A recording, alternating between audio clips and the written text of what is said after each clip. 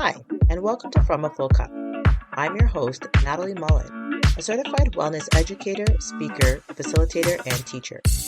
From a Full Cup is a mental wellness education podcast that helps women prioritize their wellness and put themselves first because you can't pour from an empty cup. I will present unique wellness tips and strategies in ways that are relatable, practical, and can be adapted for your lifestyle. Whether speaking at an event, facilitating a workshop, or coaching clients, I'm passionate about helping women dream big, take action, and move the needle forward to achieve the life they want.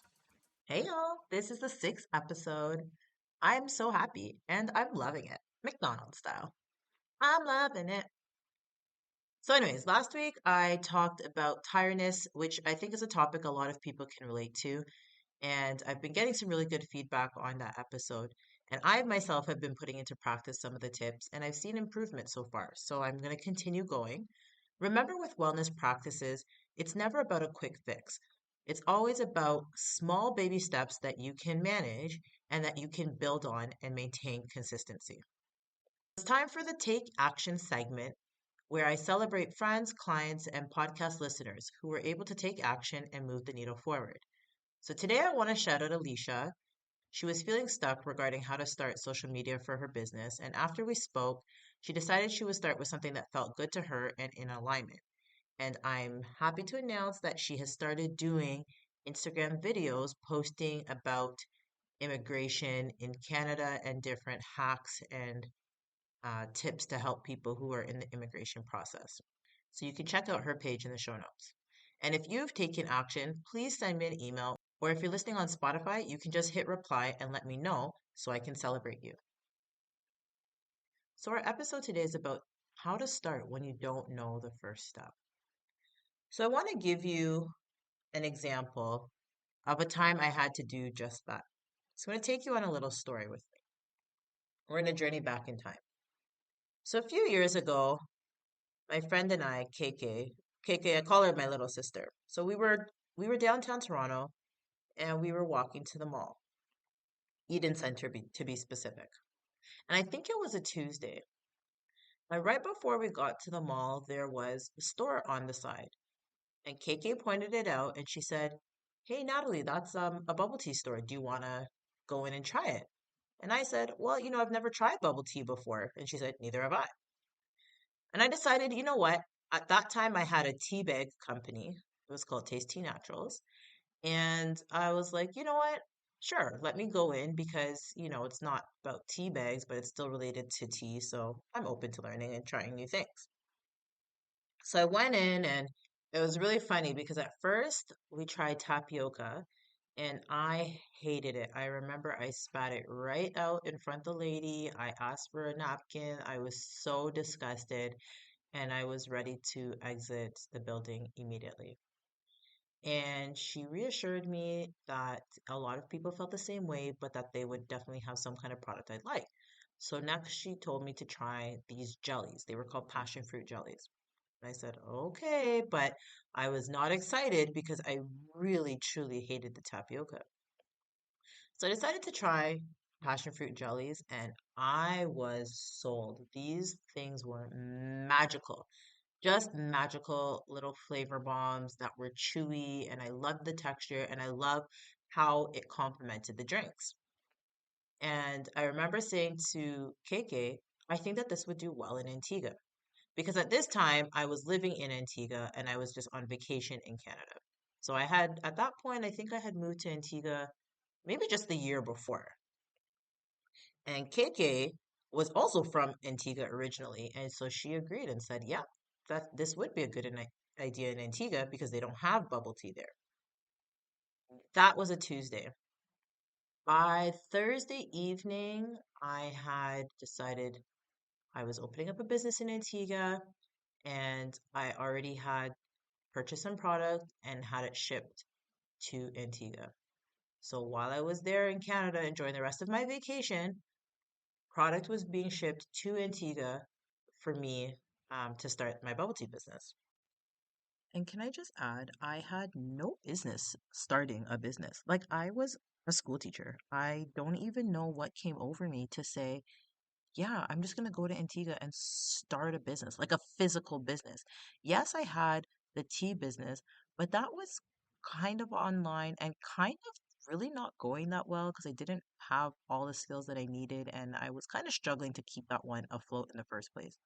So, how it dawned on me to order product and decide I was going to do an actual physical business in Antigua, like when I really sit and think about it, that was really quite wild. And I did not know not one single thing about bubble tea at the time. I didn't even know other people who drank bubble tea because at this point in time, bubble tea wasn't that popular and it was not very popular with people outside of the Asian community. Boy, oh boy, have things changed in a few years. So I just did the thing. And, it started out very interesting. We started out with a tent. And, the first day was a disaster, and I forgot sugar for the drinks, and we didn't actually have any customers because the one customer who was gonna buy a drink forgot his wallet. But we gave away a bunch of drinks, and, we had a good time. And I ended up having that business for over 3 years, and it was one of the best experiences I've ever done. I was able to eventually have multiple locations.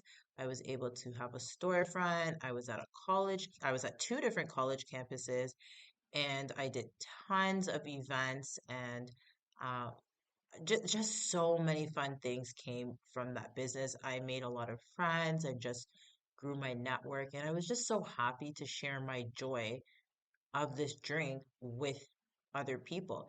And what's so cool is that I now have that legacy. I can say that I was the first person to ever bring bubble tea to Antigua in history. That's pretty cool. Not a lot of people can say something like that. And remember, I had zero experience with bubble tea. I didn't even know what it was. So I say all that to say you don't have to have it all planned out.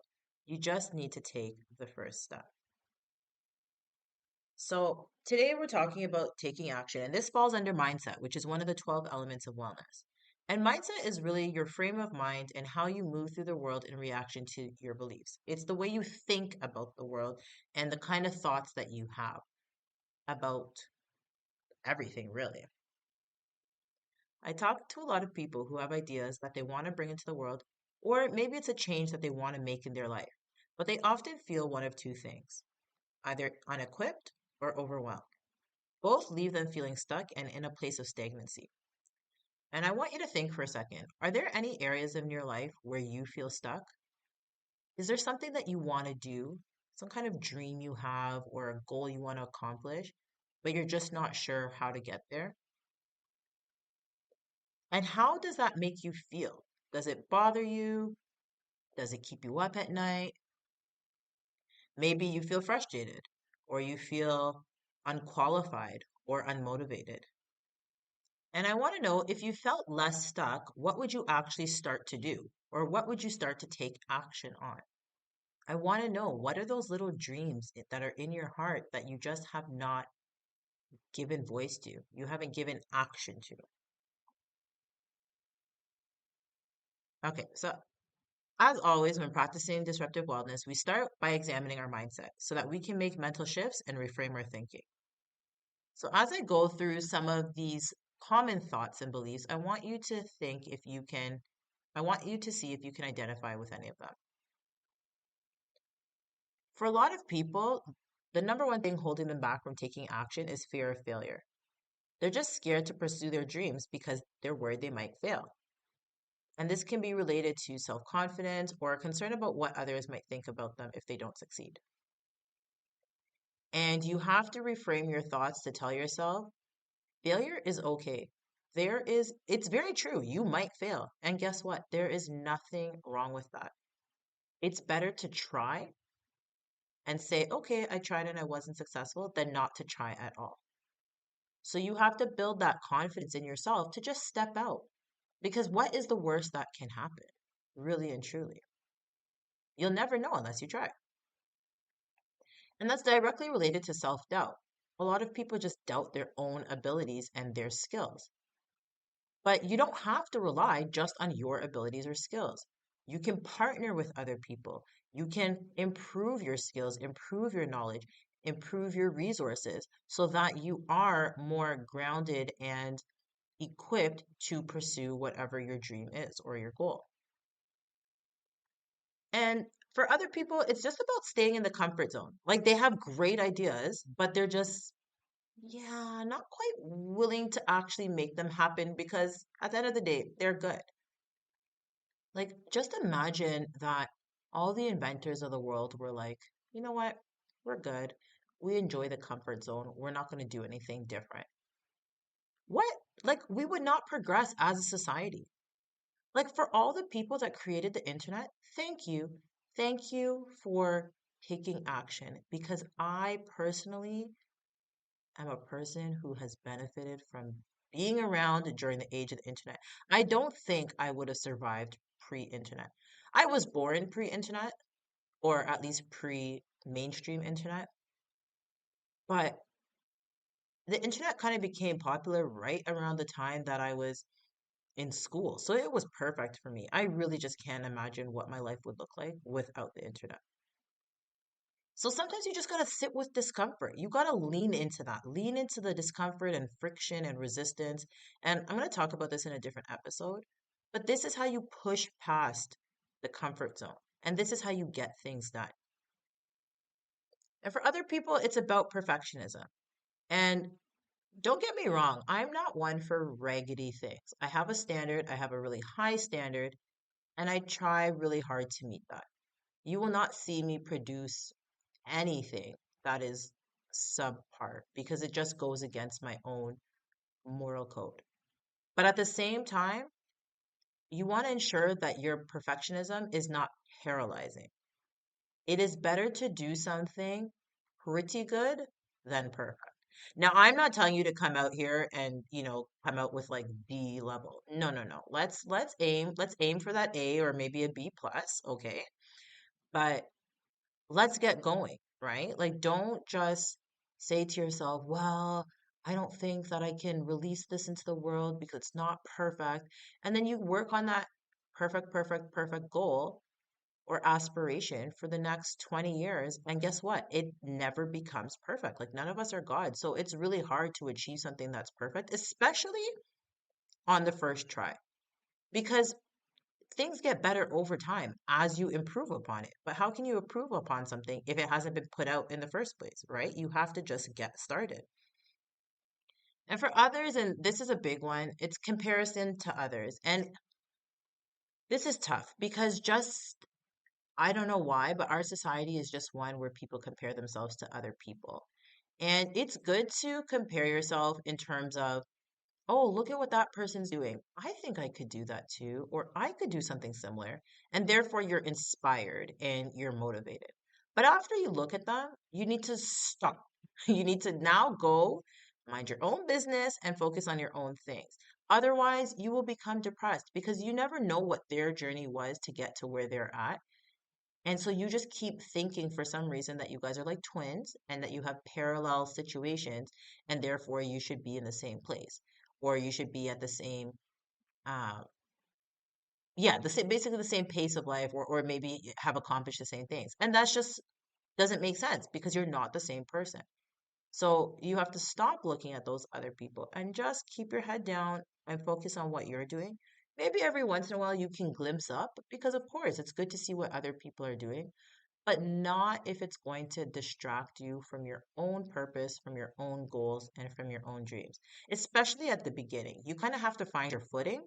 And once you find your footing and you're secured and anchored, then you can look a little bit more to see what other people are doing. But really, you need to compare yourself to yourself. Year after year, are you improving? Are you growing? Are you learning? And if you are, then let that be the measure. So now that we've talked about mindset, what are the realities that are holding you back? Maybe it's a lack of resources, whether knowledge, time, money, or connections. Maybe it's a lack of community and accountability or like-minded people.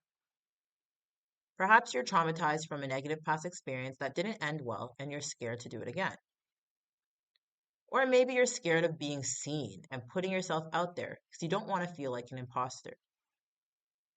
And whatever the situation is, I want you to think of yourself as an Olympic hurdler. And I want you to embody that role and ask yourself, how can you overcome these challenges? How can you jump over each hurdle one by one? Your path does not need to look like someone else's. And yours might be like a zigzag line, and somebody else's path is a spiral, and somebody else's goes up and then it goes down. It doesn't really matter. Mind your business and focus on your own path based on your goals, values, and vision for your life. It reminds me of the episode of Fresh Prince with Ashley. I think it was Ashley and Will. It's like, mind your business, just mind your business. That's all. Mind your own business. Just focus on yourself and what you need to do. So, how can we move forward in the right direction and move this needle forward? I'm going to give you a list of some practical strategies, but remember, just find one thing that you can try to start. Don't get overwhelmed and try to do them all. And before we do these practical strategies, I think some three easy questions to ground you are, what do you want to do? Why do you want to do it? And who can help you get started? So once you've answered those three questions, you have a little bit of clarity. And your first step is going to be to research. You need to find information. So search Google, use AI to help you, use ChatGPT. Marie Forleo says that everything is figure outable. And I truly do believe that. If you search long enough and if you ask enough questions, you can figure out the information that you want. So you can also use things like webinars or or YouTube or forums. But give yourself a timeline with this. I would suggest no more than a week. Now, it depends on what your goal is, because if you're trying to build, I don't know, a NASA rocket, well, I think you do need to give yourself a little bit more than a week. But remember, we're not giving this timeline to complete it. We're just giving this timeline to start. So I take that back. For a NASA rocket, you don't need a week to start. You just need like 1 or 2 days of research and then you can get going. And that get going might be signing up for a course or enrolling in a college program or making an appointment with the advisor for the program. I think that we forget how simple the first step has to be. It could just be making an appointment to go visit NASA or drive by NASA or watch a YouTube about NASA. Like, the first step is not, okay, I've now drafted my design for my first rocket. No, no, no. The first step is way, way smaller than that. The second step is to immerse yourself in the thing. So if I want to start a bubble tea business, then the best thing for me to do is go try bubble tea in as many places as I can, find out the things that I like and don't like, think about ways that I can make my business stand out, maybe survey customers, find out what they like about the bubble tea, what are things that they wish were done differently. Okay, you just got to immerse yourself in the whole world of what it is that you want to do. And for step number three, you can find a program or a course if you want to shortcut your learning. Now, I don't always recommend this, and if it's for information alone, I'd say skip it because everything is out there on the internet for you. But if you don't have a lot of time or you're not a person who likes to do deep research, you can shortcut the time by using a course that's already done, or perhaps working with a coach or a consultant, somebody who's already done the thing that you want to do. If you're getting a roadmap and accountability and support and guidance, then I think it's worth it. And it might not even be a formal coach. It might just be someone you ask for 30 minutes of their time and you come ready with specific questions. And there is such a thing as course fatigue or course overwhelm. And also, a lot of course creators and coaches are charging some super high prices, and the value is not justified. So just be careful of this. There is nothing wrong with spending money and investing in yourself and investing in your knowledge and learning, especially if it's going to help you get to the next level and move yourself forward. But just make sure it's justified and it's actually going to be valuable to you. And step number four, I would say, is to start with a scaled down version of the dream, just to start. So just test things, analyze, tweak, and then repeat it at a higher level. and keep rinse and repeating until you get to your goal. You just need to make it up as you go along, really and truly. Because if you just sit there and you wait for everything to be perfect, that just might not be how your story was going to go. So a lot of business owners, even to this day, even though there's so many courses and there's so many programs and there's so many people who've gone to business school, I think everybody just stumbles along the way. And maybe your goal is not anything to do with business. Like maybe your goal is to start a podcast or run a marathon or travel the world or find more friends or overcome mom guilt. Like there are so many things that can be your goals. So whatever it is, the point is you still need to take action. One thing you can do is just put all your ideas in a Google Doc. And as you get clarity, you start to move some of the ideas down or maybe start to cross them out. But I would suggest not deleting the ideas because sometimes you come back to an idea later. It didn't make sense to you then based on where you were at in life, but it makes sense later on. So maybe have like a doc for discarded ideas or just strike them out. Another thing you can do is just talk to people. Talk to people around you about what your ideas are. Now, you have to be talking to people who are going to support you. There are a lot of just negative Nancy's out there. There's a lot of people who are scared and don't want to take action, and therefore they don't want you to take action either. They don't want you to be great if they're not, so they're going to keep you down. Okay, so you have to find people who can uplift you, who are going to support you and encourage you, and talk to them. Just tell them what your ideas are, or tell them that you've started. And as they continue to praise you and as they ask questions, it will help you gain confidence in whatever it is that you're trying to do. And you can also do this via the internet. I really suggest just writing out your ideas on Reddit or Discord or in Facebook groups. Now, if this is something like, let's just say you're starting a special kind of business and there's proprietary information, um, and it's life changing, then maybe don't do that, right? Because you need to protect your intellectual property. Um, if it's just like, I'm thinking about making this change in my life, just share it. And you can choose how much to disclose, right? You don't have to disclose everything.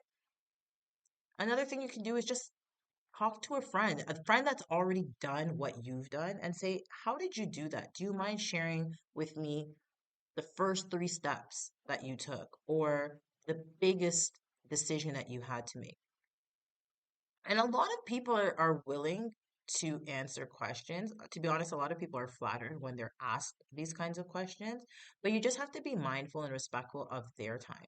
So you can't say, hey, can I pick your brain for an afternoon? What? No, no, you can't. I'm busy. But if you say, hey, do you have 30 minutes? I have a very specific couple questions I just want to ask you about da da da topic. That person might be like, yeah, I can do that. Or maybe they'll be like, you know what? I don't have time for a conversation, but if you shoot me an email, I'll get back to you within a week. Okay, so leverage the relationships around you to see who already knows something about what it is that you're trying to do. And it's so important, and I'll say this over and over again. It's just about baby steps. You only need to know the next step, in my opinion. Now, some people are very organized at a high level and they want it all laid out for them and they want to know all the steps ahead of time before they get started. And if that's you, well, that's you and that's your process and that's fine. But I think there is a lot of power in creating a loose plan. And the reason I say this is because most likely something is going to either go wrong or going to go differently from how you thought it was going to go. And so it's good if you have a little bit of wiggle room to pivot. It's like, I don't know, for anybody who's had a baby and they created this birth plan, like I had a two-page birth plan with bullet points and bolded sections. I printed multiple copies, and I'm not even a super organized person, but I still did all of that. Nobody saw my birth plan. It did not even leave my bag because my son came so quickly. Okay, so thankfully, my doula had warned me, okay, make the birth plan, do what you want to do, but just know that it might not go the way you want, and you have to be open to that. And having that bit of preparation from her was helpful. And at the same time, it was helpful for me to at least write down the ideas that I wanted to have. Now, did any of those ideas come true? Not really, maybe 10%. But at the end of the day, it doesn't matter. It's okay. It was just a thought. And so you have to kind of go into this Loosely, being willing to understand that things might change and that you might have to pivot. The clarity comes with doing. And I did record an off the cuff episode about that. So if you want more information, you can go look at that episode. Okay, but give yourself a timeline to take this action and then just get going. If you're looking for support and accountability to help you take action and move the needle forward to get closer to your goals, then visit natalie.com/services and I'd be happy to have a conversation with you to decide if action coaching would help you and be a good fit for you. If you notice that in life you're often not able to take action, this is speaking to something bigger. There's probably some sort of block, and it's worth investigating, whether through therapy or maybe just spending more time with yourself and digging deeper to uncover and understand what consistently holds you back in life. Are there certain fears that haven't been addressed? Are there things from your childhood that you heard and saw growing up that make you not believe in yourself? You need to figure out what the block is so you can address it and move forward. My call to action today is to do it scared. Do it without knowing all the pieces. Get some info, some resources, and some support, and just do the thing. Whatever the dreams are that are placed in your heart, whatever the goals are that you want to accomplish, take action and move the needle forward. And once you do this, I am sure you will feel more relieved because you're getting closer to your goals. And there is something about fulfillment that all of us have inside of us. We all want to feel fulfilled. We all want to feel a sense of accomplishment. We all want to feel like we are living or getting closer to the kind of life that we envision for ourselves. I want you to know that to take action, you do not, I repeat, you do not need to fully know what you want to do. You just need to have an idea and a direction. And if you feel unequipped or unqualified to start working on your dream, that's okay. Take the step anyways. That first step instantly qualifies you for greatness because you took action. I am telling you, you are able and you are capable. Choose one step and move the needle forward. I invite you to say today's affirmation with me. I can accomplish anything. My dreams are worthy and valid. I owe it to myself to at least try. So, in closing, I believe in you and I'm cheering you on. Whether the thing you want to do is personal and will only impact you, or it's got a wide reach and will impact millions, or something else in between, it doesn't matter. All that matters is that you honor your vision for your life and put your best foot forward to bring them to life. Please leave this podcast a 5-star review and share this episode with a friend who has an idea but hasn't felt ready to go for it. Let them know that you believe in them and build your network of like minded people. Thank you for listening to today's podcast. It truly means the world to me. And if it resonated with you, please shoot me an email to let me know. Subscribe to my weekly newsletter in the show notes to get more wellness content. This podcast is brought to you by Captivate, the best podcasting platform.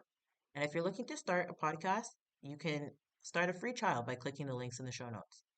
Until next time, continue to serve yourself, your loved ones, and your community from a full cup. Do you ever feel like there's never enough time in the day for you to focus on yourself? Don't worry, I've got something that can help. I have a free cheat sheet called 3 Easy Self-Care Time Hacks that you can download and implement this week. You'll be shocked at how quickly and easily you can regain some me time. Visit sheet.fromafullcup.com for your free download or click the link in the show notes.